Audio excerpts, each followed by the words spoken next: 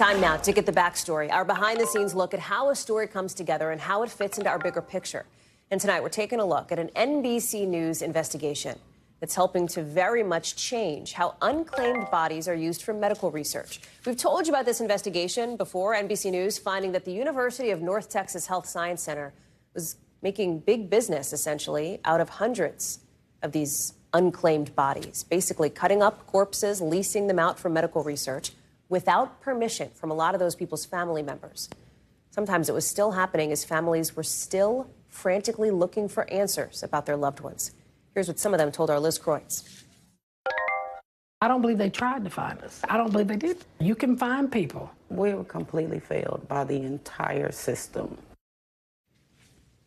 After seeing NBC's report, a Texas state senator says he will introduce a bill to ban the use of people's bodies after death unless they or their relatives give full consent.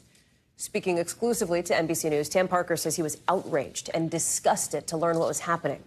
No comment from the Health Science Center on Parker's plans. But when NBC's investigation first came out, the program stopped accepting unclaimed bodies, saying its program fell short of the standards of respect, care, and professionalism.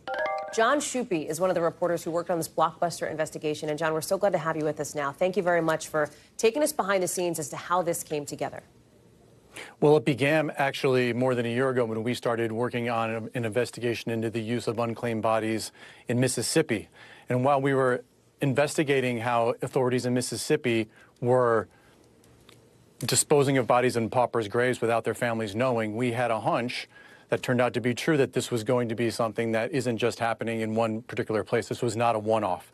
And so we began expanding our reach and looking into where this might be happening elsewhere. And my colleague, Susie Carroll, came upon in her research a medical ethicist who was talking about the University of North Texas Health Science Center, as you just mentioned, was using unclaimed bodies in medical research. And that was the nugget that set us on this new path that 10 months later resulted in the article that you just described. You and the team working on this looked at dozens of cases, and you identified 12 where families learned either weeks or months or years later that somebody they love, that person's body had been given to this medical school. 5 of those families actually learned what happened to their loved ones from NBC News. Can you talk about the extraordinary amount of care and sensitivity that goes into something so deeply personal like that? Well, sure. This is not something that, first of all, reporters are supposed to be doing. Talking to somebody about how their loved ones' bodies were used or disposed of is something that authorities or professionals should be doing. But we found ourselves repeatedly, my colleagues and I, in the position of having to provide this type of information to families who weren't told in the expected way.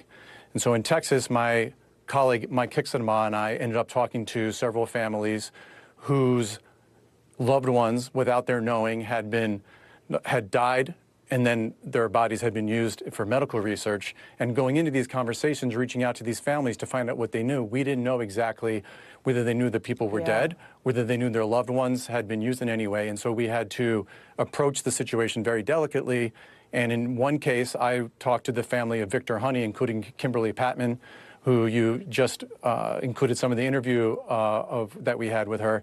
And in my phone call with her, it turned out that she had only days earlier learned about Victor's death just a year and a half after he had actually died. And at least she did know that he was dead through, I guess, a circumstantial chance encounter with a stranger. But then she did not know what happened to afterwards. So we had to slow it down and very delicately and respectfully explain what happened to Victor. And that is kind of the essence of what we were trying to do here, is approach this story in a very respectful way.